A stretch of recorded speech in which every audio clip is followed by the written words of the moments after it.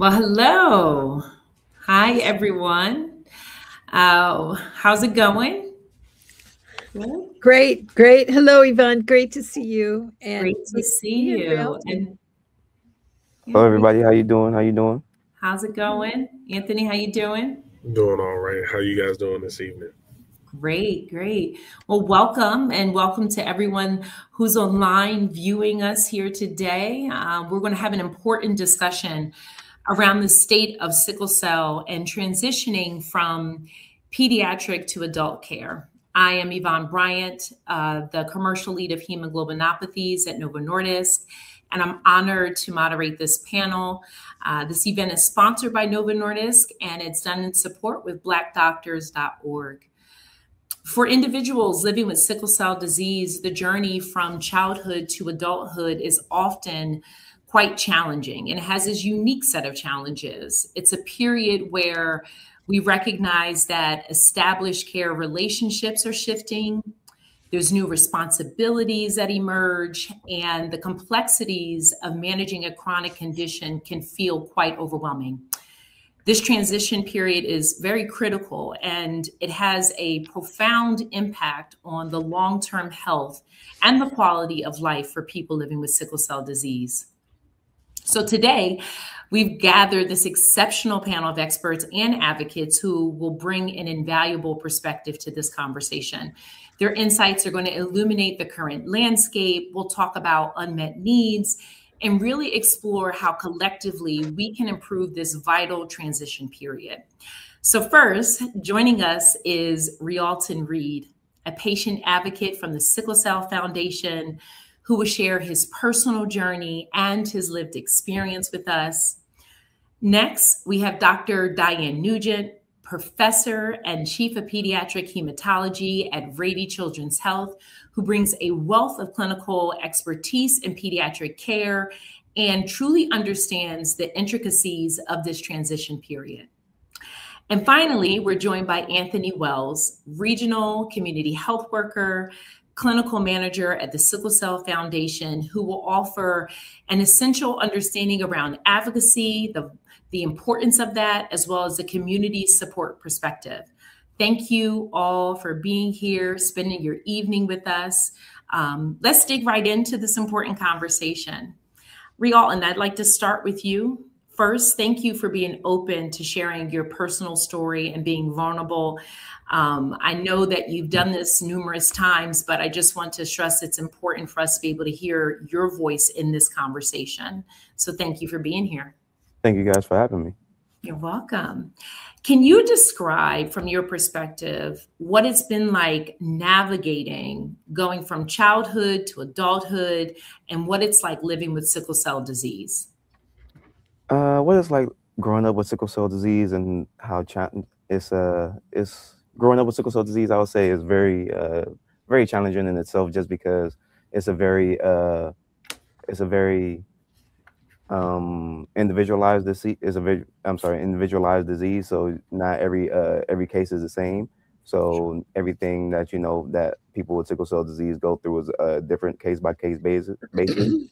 And growing up with sickle cell, you tend to feel like you kind of tend to feel isolated, because you don't really come across a lot of people with sickle cell disease growing up, unless you already have a community or a foundation that you're associated with that has programs and services in place for people with sickle cell disease.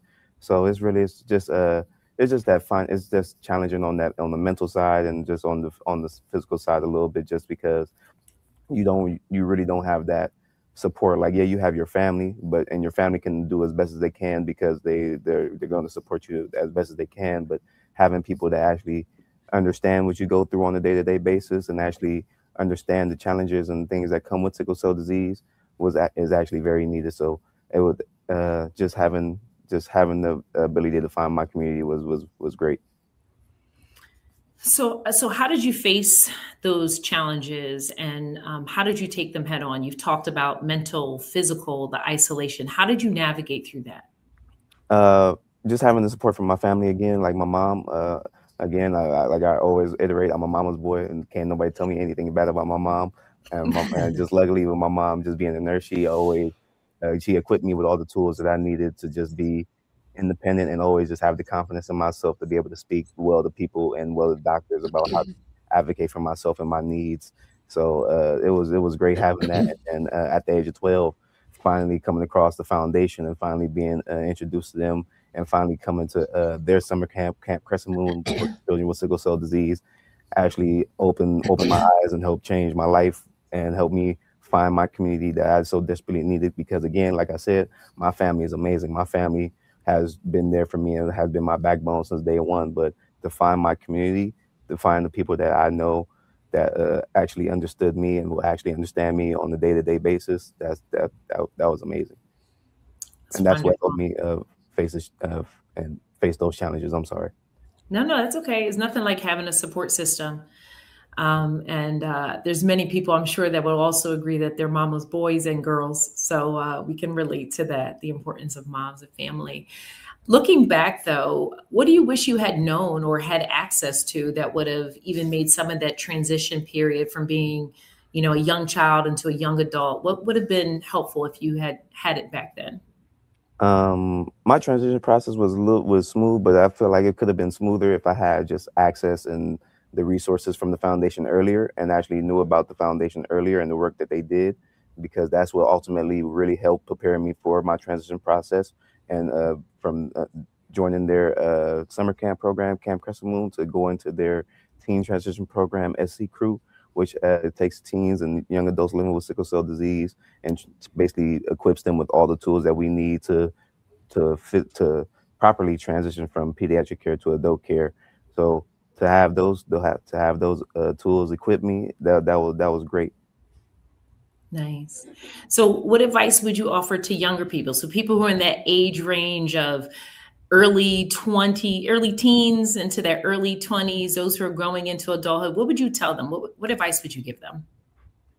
I would say make sure you know your body and know your disease inside and out. You're an expert on yourself and on your disease, because you know your body better than anybody else. You literally live day to day with this disease. And if you ever feel like you're alone, make sure you go out there and find your community, because there's a community out there for you. There's a community out there for everybody, especially with the way how social media is now. You can find your community anywhere. We have an online support group for adults with sickle cell disease, Warrior Circle, at the foundation. So if for all California warriors that can join that, if you ever need this extra support.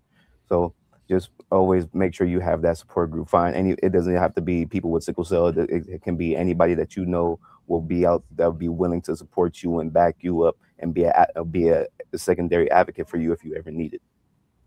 Nice. That's great.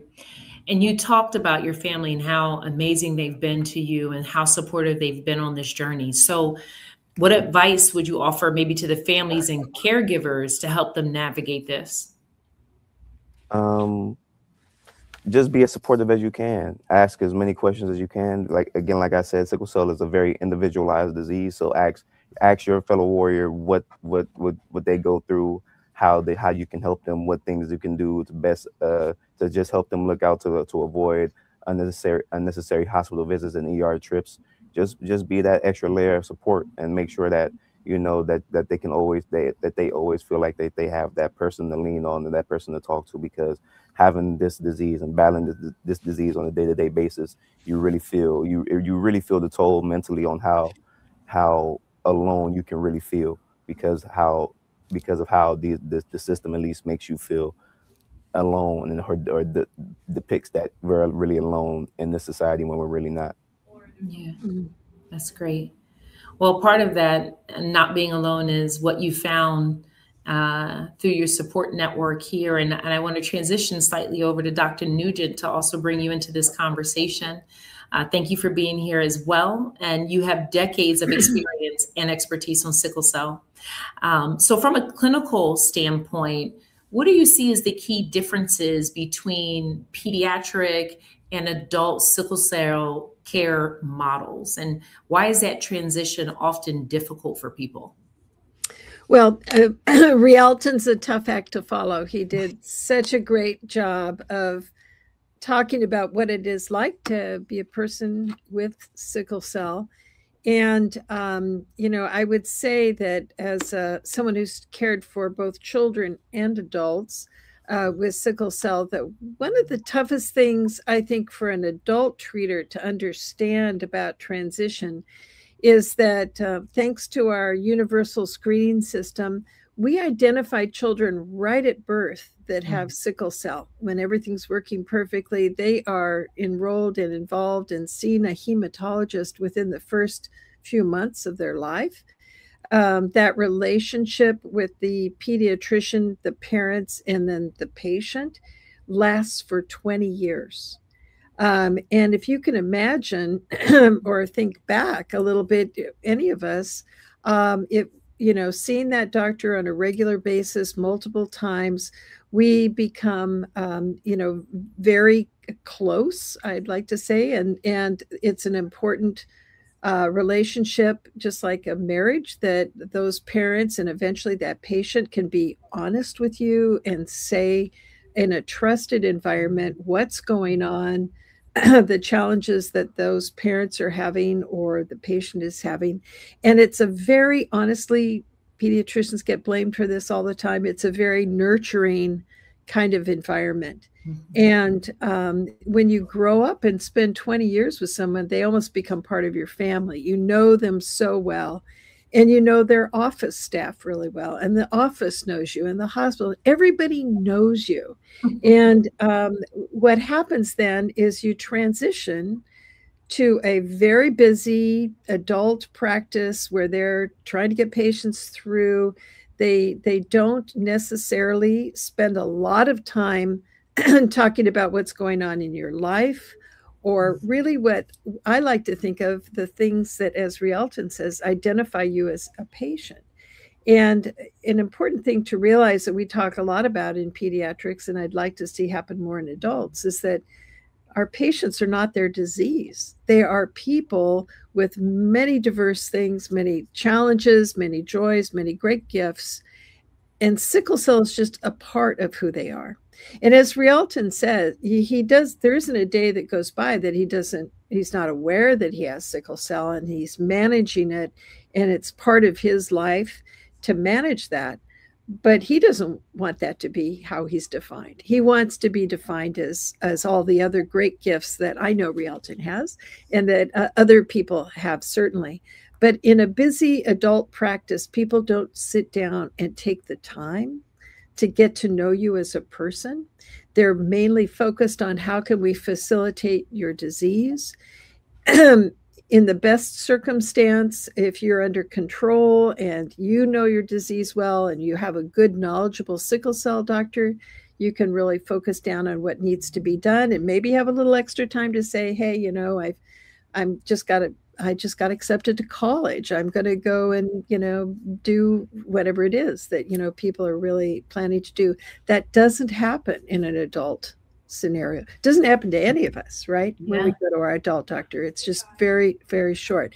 And so I think one of the tough things for not just patients with sickle cell, any patient, young adult that has a chronic complex disease, or frankly, any young person, is to go to that sort of environment where you're just being, you know, you're kind of being pushed through, and yeah, things are getting managed, but there isn't that nurturing environment that I think you heard Rialton say, you know, that this is a disorder where you need to have the support of your community.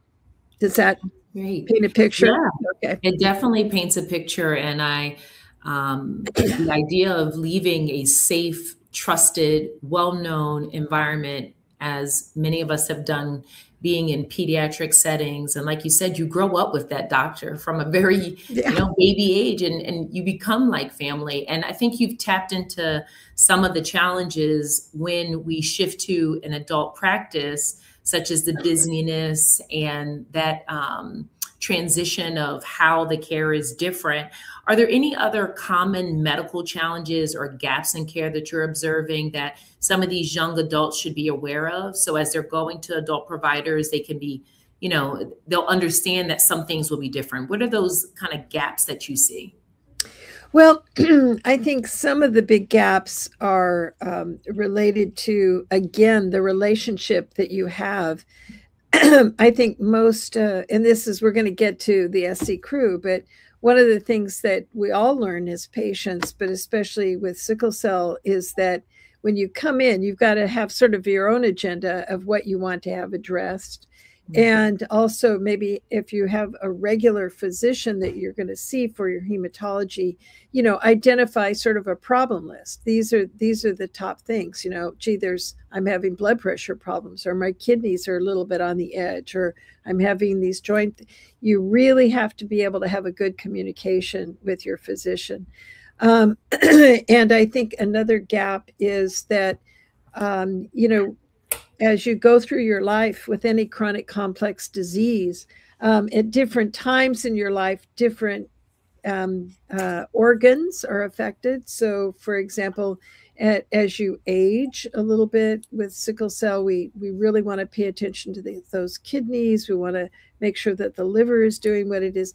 And you really need to find a good adult sickle cell expert to make sure that they're looking at those things. I think one of the biggest concerns I have relative to the kidneys, for example, is that when a sickle cell patient has a creatinine level of greater than 1, that's a sign that they're in early renal failure, early kidney failure. Whereas for most adults, you can have a creatinine between 1 and 2 and it's totally fine. So most treaters look at the blood work that they get from someone with sickle cell, and they miss that. And so it's a really important thing to have a knowledgeable treater.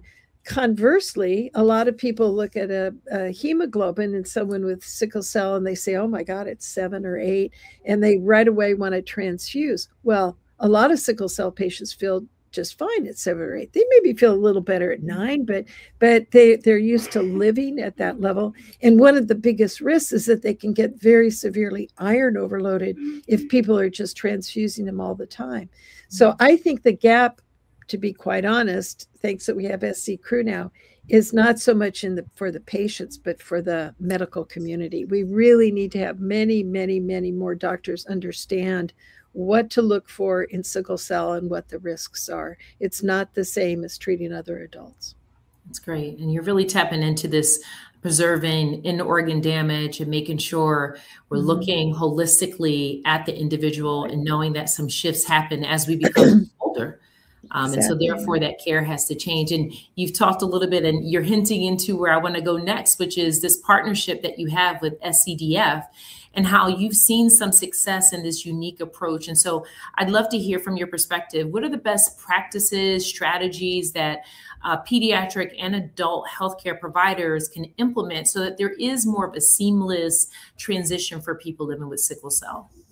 Yeah, and I'll pay attention to the time because you've got some really great speakers coming up that can address this. But we just feel really blessed that early on, it's been AC, I don't know, maybe almost 20 years now. We've been working in partnership with the Sickle Cell Disease Foundation and with Mary Brown, Deb Green, the whole crew there are fantastic. But one of the things that evolved, and AC and Portia are part of the leadership of this program, is something called SC Crew. And it is specifically focused on helping young teenagers to young adults transition from pediatric care to adulthood. And I think the strength of it, and I know AC is going to be talking about it, but the kids meet monthly and they go over issues, not just their disease. As Rielton said, it's really important to know your own body, know your own disease, know how sickle cell is manifesting itself for you, what your meds are on. All of that stuff is really important. And they do go over that in the SC Crew.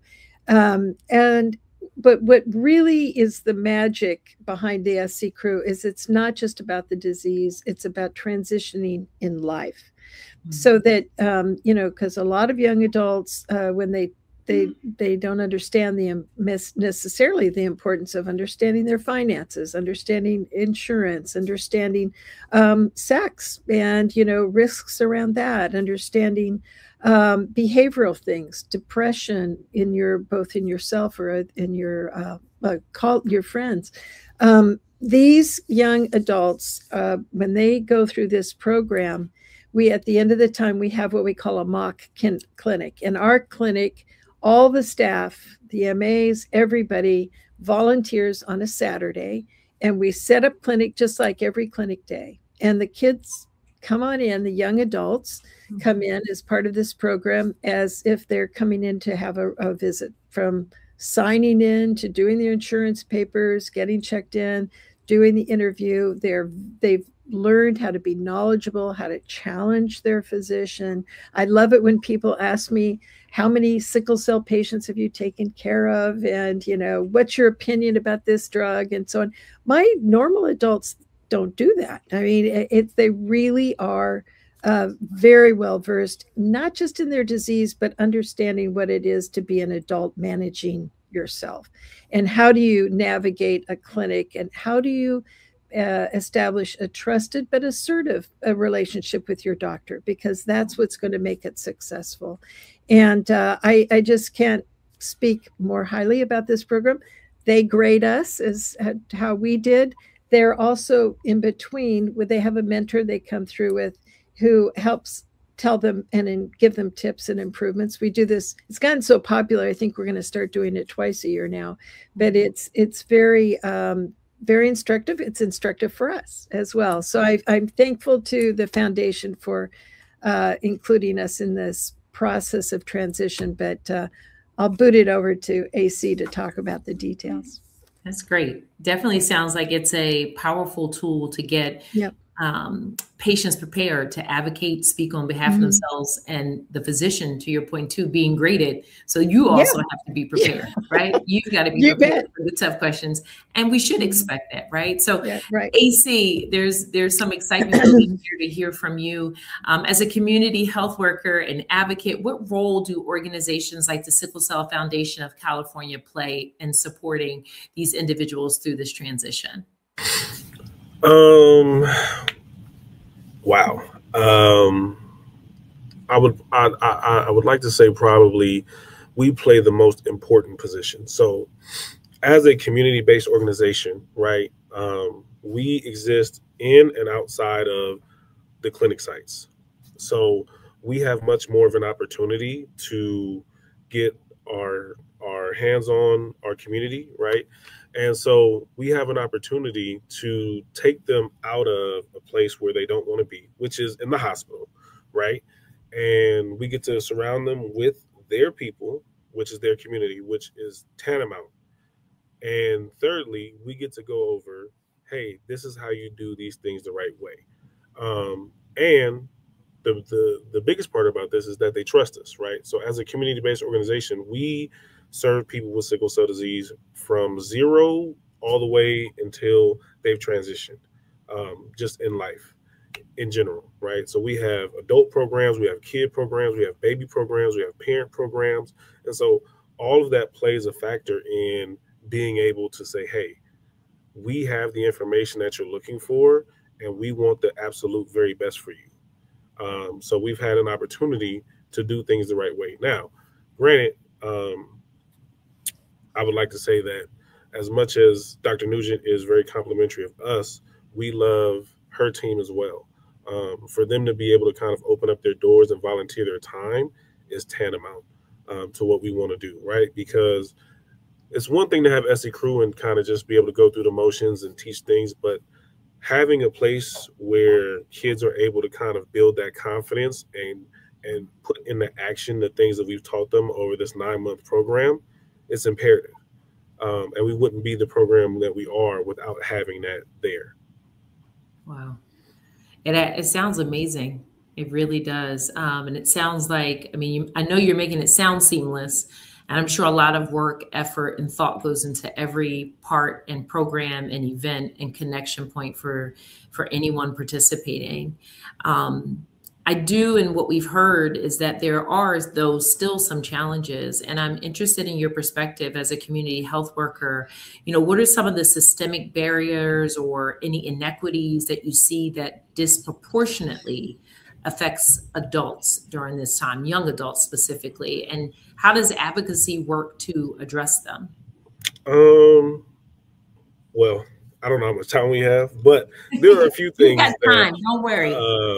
we can go over. But Yeah. the reason why me and my coworker Portia Langdon founded the SC Crew, right, is because the highest mortality rate for people with sickle cell disease in the state of California at a particular time was between the ages of 18 to 25. And so that's right there in that transition period. And so as a community health worker myself, right, I work over at Martin Luther King Outpatient Sickle Cell Clinic with Dr. Claster and Dr. Simmons. So I have had the opportunity to see the other side of our people in our community that do not or have not been able to use SC Crew, right? So a lot of times as a community health worker, when we are getting new people in, right, the first thing that we want to do is kind of like assess them and kind of see hey, are you really good with your medical history? Because if you are, right, we want to know, hey, how many times have you had acute chest? How many times have you been to the ER? What type of therapies have you been on before? Are you currently on any therapies? Who monitored you on these therapies if you were taking these therapies, right? And then also, the other part of that is that a lot of our people who have sickle cell don't necessarily understand their own disease. And so as a community health worker, right, it's our job to educate them on why and how their disease operates, right? If you ask the average person with sickle cell, right, about, hey, can you just tell me a little bit about it, right? They would tell you that it's painful, right? And pain is the hallmark of the disease. I'm not here to minimize that at all. But there are other things that are at play, right? Dr. Nugent alluded to organ damage, right? So on the adult side, right, what I see is the culmination of people who haven't taken care of themselves and those things starting to manifest over time, right? And so one of the things that we like to talk about is, hey, even when you're feeling well, and let's say you're somebody who doesn't want to take any type of therapy, right? I say, hey, even when you're feeling well, even when you're not in pain, your body is still producing these cells that are sickling, right? And they're hard and they're sticky. They're not like our regular red blood cells. And in that, as they're flowing through your body, right, they're creating long-term damage. So you may not feel it today, but the bill is going to come due, which is why we need you to be on some type of therapy that's proven to improve your quality of life and extend your life, right? Anywhere between 7 to 10 years, depending on whatever therapy it may be. Those things are really important, right? And so when you have people who've been lost to care, 9 times out of 10, they're under immunized, okay, and they're iron overloaded, right? And so Dr. Nugent kind of alluded to that a little bit earlier in terms of, right, if we have patients who are only using the emergency room as their main source of healthcare, right, those doctors aren't necessarily as well versed in sickle cell. So they're treating a number, right? They're going to look at the blood work, they're going to look at their baseline hemoglobin, and they're going to say, they just need a transfusion, right? So, but imagine if you have 15 or 20 or 50 of those over a certain amount of time, right? So now nobody's checking their iron levels and they're only being seen one way. So by the time they get to us, they're so in bad shape that there's so much work to do, right? And so, but I also have had the opportunity to see the other side, right, of having our kids transition and go through our program, and they're on it, right? Because we've had the opportunity to bring in providers to talk about, hey, these are the effects. And we've also been able to talk about, hey, what do you want for yourself? Mm-hmm. What do you want out of life? No, just because you have sickle cell doesn't mean that you can't do things. I probably wouldn't recommend you be a skydiver, but there are like 1,000 other things that you can do that you can be successful at, right? I tell people all the time, if you want a family, you can have a family. If you want kids, you can have kids. But it's all about how we navigate that through. And you'd be surprised how much of their pain and even being able to look at pain is really big. Because yes, it's their disease, but also it's their mental health, right? There's something heavy about having a chronic illness, right? And going into the hospital on all of your life, right? You never feel like this next time is the next time, or you never feel like you're not going to make it out of the hospital. But there is that chance, right? And so the other thing that we've seen is because you have people who aren't as aware, right? We've seen people who unfortunately have caught an infection, but because they weren't educated, they didn't know that anything over 101 degrees is an automatic go to the ER. So by the time they got to the ER, they ended up in sepsis, and unfortunately, they passed away. Right? We've had people who have had acute chest gone in, and because they went to a place that we didn't recommend, the doctors were getting ready to discharge them out on oxygen. And I'm like, hey, they didn't come in on oxygen, so obviously they don't need to leave on oxygen. How about we do these things to make sure that they're doing well, right? And so it's just some of the basics that we're able to go through with our kids that unfortunately some of our adults who've been lost to that don't have. And I think the last thing, and I'm so sorry. You don't have to say sorry. We're listening, and I'm over here taking notes. So hopefully other people are taking notes too. So don't say sorry. So 2 things. So usually transition is going to start at age 20 for most people, right? That's usually when they start to have that conversation. If you are a family or a child that is deemed to be hard to deal with, we have pediatric teams that will give you the boot before you're ready, which is a travesty, right? Because just because they may be hard to deal with doesn't mean that they're ready to come over here to this adult life. Because this adult life, to Dr. Nugent's credit, is a whole lot different. There isn't a lot of people chasing you down. You miss your ortho appointment, that's on you. Nobody's calling you. You miss your eye appointment, hey, you go blind, that's on you. Now, granted, as community health workers, that's kind of like why we're there, to kind of be that bridge to make sure that they don't. But a lot of times on this adult side, hey, you have to be self-sufficient. And when you transition a kid who isn't ready and is not an adult or a young adult, you do them a disservice, because now you've taken them out of everything that they know, but you've also just thrown them into the fire.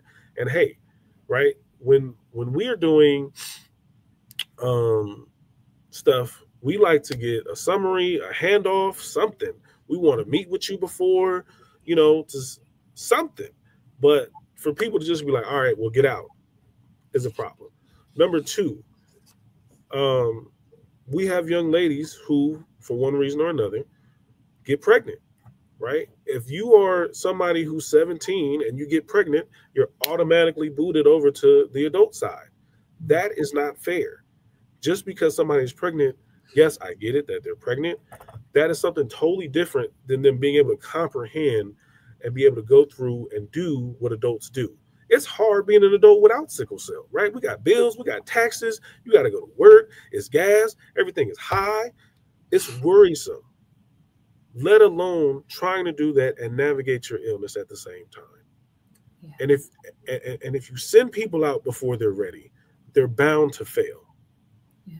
And those are usually the people that we then find 5 to 10 years later who are iron overloaded or all of these other things, and they have a list of things that we have to go through. Yeah. Well, then what resources or support systems should people actively be seeking out, right, to empower themselves? Because you're calling out a couple of instances where it becomes really problematic, and there's drastic shifts and this progression that happens if they don't get the right care. So what should they be looking out for to empower themselves? Number 1, right, you want an expert. So, and this is actually why I love SE Crew, because one of the biggest parts of our program is mentorship, right? So we have other people and adults who have gone through transition already who are mentoring our young people with sickle cell. But you'd be surprised how many doctors we've had that come in and they ask our patients, so how long have you had sickle cell? It's just, it's crazy to me, right? People are born with sickle cell. What do you mean, how long have you had it? You don't catch it. You don't get it from eating bad meat. Like, no, you've had it your entire life. The other thing is you have to have a community and a village. It takes a village. I cannot tell you how important it is to be able to have people on your side that understand what you're going through. When you're sitting in the hospital and it's your 53rd or 107th or 208th pain crisis, right? Sometimes things will start to dwindle because people will be like, well, you know, he's always in the hospital, or she's always in the hospital. They'll be all right. I'll catch them when they get out. But to be able to have people who are there every time is important. To have people that are going to hold you accountable, right? The one thing that I love about SC Crew is I don't even have to do my work as a community health worker. They're going to do it for each other. Hey, have you been taking your medication? Hey, when's the last time you went to the doctor? Hey, do you know your baseline? Da, da, da, da, da, da. I love it because they are now holding their each other accountable. And it's something that, you know, I wish that every part of our community had, but it's a very special group. Yeah, but I hear that accountability, partnership, that not tackling it alone, Rial, and you talked about that in the beginning, this non-isolation through the partnership you have with family, friends, but then also this community that's found here that you guys have created is amazing. So I guess I have a question, maybe anyone on the panel to answer is, what's that gold standard look like? What's the ideal transition program? And what are the critical components that are needed to achieve it? I think I'll go first. I think SC Crew is the gold standard, but I would say the components are, number one, mentorship. I think that's super important. Number two is going to be education. And number three is application. Number four is what we like to, I know that people talk about it as warm handoffs. We like to call them meet and greets, right? So as a community health worker, we like to set up meet and greets with those sickle cell clinical teams for them to be able to meet patients and to be able to set those expectations early, right? So when we're having a meet and greet, obviously we're going to go over your medical history, number one. But number two, right, we want to know what your expectations are here, right? Are you looking for a place that if you're hospitalized, your outpatient provider can go see you inpatient? Are you looking for maybe all of your care being in one area, right? Do you not mind traveling for your MRI and traveling for your x-ray?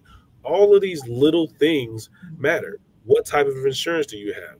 I'm not going to get into this stupid bill that is getting ready to do a lot of harm to a lot of our people. But, right, what type of insurance do you have? Do you qualify for Medicare versus state Medicaid? Do you have private insurance? All of those things matter. But also, right, to Dr. Nugent's point earlier, right, they have been in the pediatric setting for 20 years. This is home for them. They know that facility like the back of their hand. But when we do a meet and greet, it's an opportunity for us to kind of break the ice subtly, right? So they start to get that level of comfortability early. That way they're not as apprehensive when it comes time for them to come over for their first, second, third, fifth appointment. Great. Dr. Nugent, you want to add into this as well? Yeah, well, we've learned a lot from the sickle cell, the SC Crew, as far as their model. And so, you know, we have a really great pediatric program at Rady's. And let me just say, for anyone that's scratching their heads, most people think Rady's is in San Diego.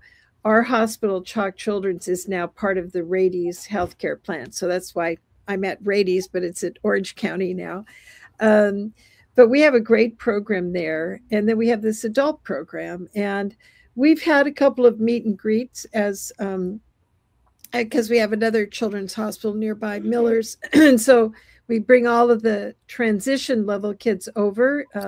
The SC Crew, again, has been part of helping us facilitate those meet and greets. And, you know, we were able to talk about the clinic and the process. Many of these patients may not have been in the SC Crew just because of geography and everything else. But when they come, I do think exactly as AC just said, it gives them a chance to see it's not all going to be foreign right when they come. But honestly, I think based on what we've seen with the SC Crew, we're thinking of having about 4 of these clinics. We identify the kids that are in transition. We know that this is the group that is going to be transitioning, and start holding a joint clinic. so that they're actually seen by both the pediatric person and the adult person in that clinic. The case management that's going on there begins to transition. And rather than have that happen just at one visit, if we could kind of start over a year and sort of bring people in quarterly, maybe they're seeing their regular doctor monthly, but one out of three, that doctor and the other doctor come together. Then by the time they're ready to transition, it really is more of a smoother transition, and those people are knowledgeable. And I have to say that we do plan to have, our clinic for the adults with sickle cell are not 20-minute visits. We have a whole multidisciplinary team. And we include the community health worker in our team. So there's a good, trusted person that the patients know if they are just coming to learn, about our program. And so I really think sort of not just one meet and greet, but we're really looking in the year ahead of trying to have these joint clinics occur. And we're really excited about making that happen. I think that will improve it quite a bit. That's wonderful. Real, and I want to pull you into this conversation too. I'd love to hear from you around, as we've talked about a couple different groups here. We have people living with sickle cell disease, family, healthcare provider, advocacy groups, community workers.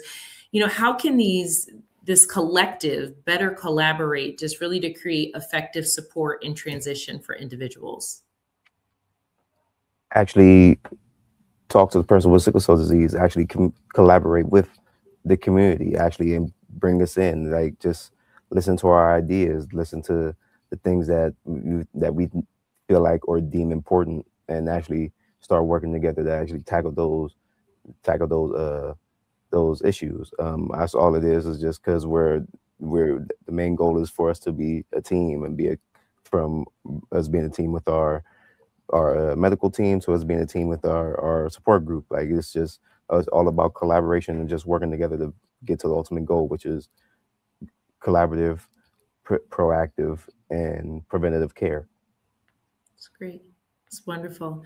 I don't know, AC or Dr. Nugent, anything else you want to add to that collaboration effort across these groups that are all surrounding this individual? Go ahead, AC, you go first. I was just going to say, probably more things like this, right? I think we need BlackDoctors.org. I think we need whatever the inverse of that is, right? Because sickle cell is a very global disease. You need your community-based organizations, right? And also, I would probably say, right, you need good information. There's a lot of misinformation out there right now. I can't tell you how many times I do health fairs, and it's 2025, getting ready to be 2026. We have Google, we have AI, you can cheat on tests, do everything that you want to do, but people can't figure out what is real and not real when it comes to sickle cell information. We need more companies to start caring about sickle cell. Unfortunately, there isn't a lot of therapies currently available. I'm very hopeful and I'm prayerful that people have paid enough attention to want to find solutions in this space, because as a community health worker, it's very difficult when they come back and they say, AC, well, I just don't feel like this is working for me, or hey, I'm having really bad side effects, this isn't for me. What are my other options? And there isn't any. So those are just my 2 cents. Nice. And I echo everything you're saying, right? Programs such as this, I'll speak from a Novo Nordisk perspective. We really believe that you really make the most progress when you do it together to make change. And so the more that we elevate the conversation, the more that we bring awareness, the more that we educate, SCDF, BlackDoctors.org, having events like this really gives us the opportunity to reach a broader audience. And I think that's important to shine a light on the unmet needs and really try to drive change collectively. Let me ask, what inspires you What inspires you around the future of sickle cell disease, especially as you've talked about being in this space for 20 plus years, and I'm sure you've seen it take off and head into a different direction. So what inspires you guys? I'll open it up to everyone. Well, I'll say for me personally, you know, I think what is inspiring to me that really keeps me involved in sickle cell are the patients themselves, first and foremost.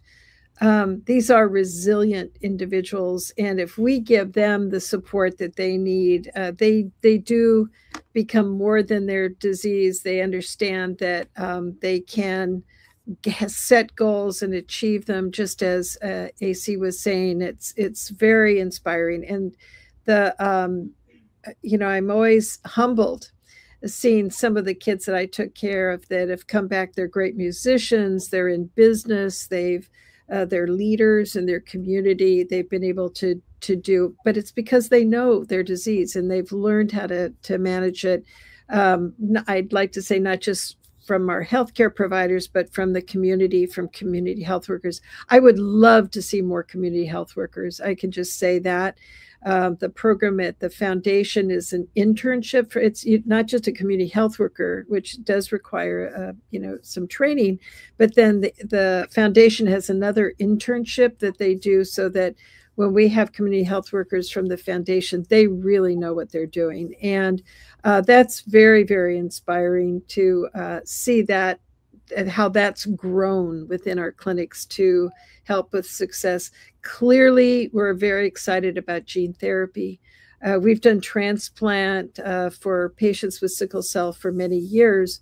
I trained in Seattle where they did the first one, and I'm really proud to say that, you know, we made some progress with that. But now we have gene therapy. The first commercial gene therapy that is done in Southern California for children has been at our hospital, and of course City of Hope and other centers are doing it for adults. I think we have a lot to learn about who will qualify for that, when to do it, when's the optimal time, who won't benefit from it, and how we can do a better job, as AC said, with new medications. I want to thank Novo Nordisk for just this year changing your banner to say that you are no longer just a hemophilia, but hemoglobinopathy entity. So thank you for that, and thank you for supporting our community. But there's a lot that's inspiring about sickle cell community, and I really think that everybody should jump in. One other need that I wasn't able to mention before is for women and girls that have reproductive health issues, pregnancy, delivery. Our clinic has what we call SWAG clinic, which is space for women and girls. And we have a special OBGYN and folks that come in just to care for and counsel and provide services. We're a big safety net clinic. So as AC said, we're expecting to have a lot of folks that are under or not insured, but we're here for them. And we want to make sure that if they're falling into that gap, that they get to our clinic, it's going to be okay. We're going to make sure they don't fall out of care.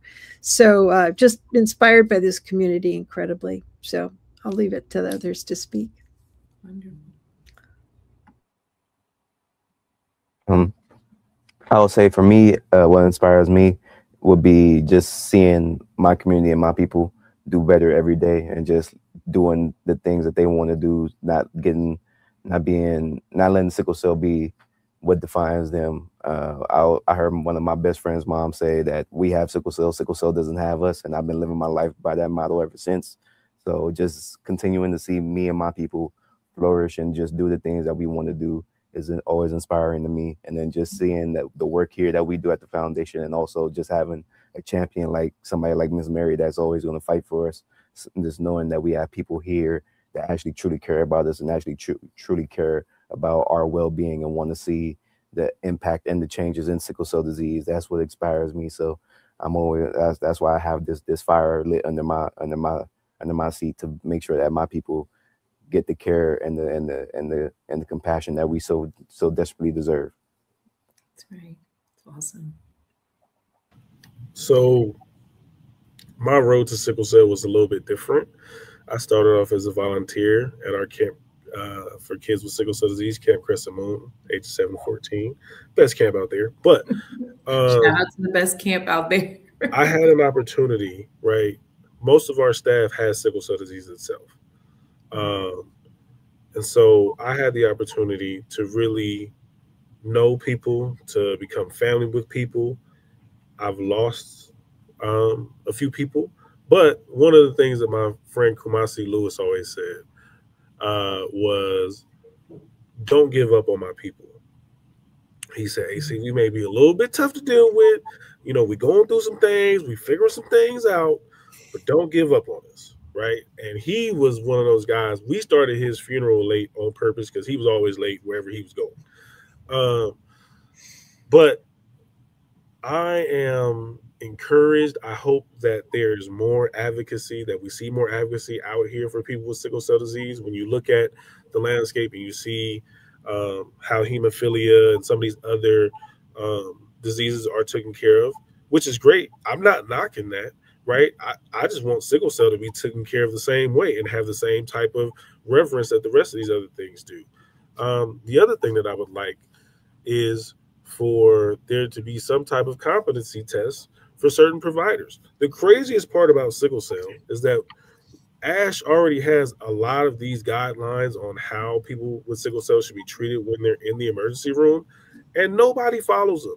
You'd be surprised on how many providers do not read and don't want to read. Now, if you want to say that's because they're already overrun, they're already inundated, the healthcare system is already at capacity, whatever reason it may be, that's not an excuse to mistreat people, right? That's not an excuse to label people as drug seeking and they're only here for this and they're only here for that. And that's not an excuse when people are saying, hey, I don't feel well enough to go home, for you to then just kind of write them off and send them off to the next person. So advocacy is a big thing, and teaching is a big thing. You know, I can't tell you how many times I've heard people say sickle cell was just a page, a singular page in their textbook.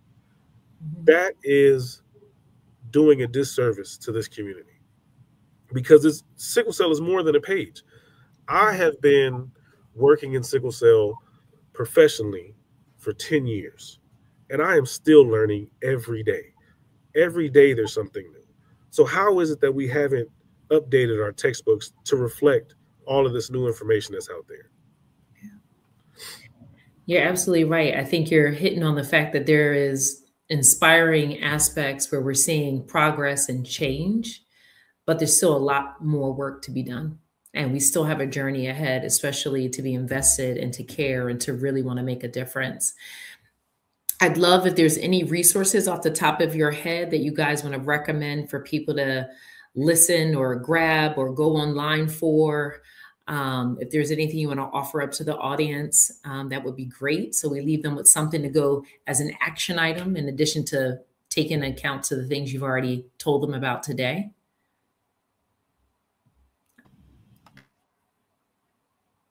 You're thinking about it.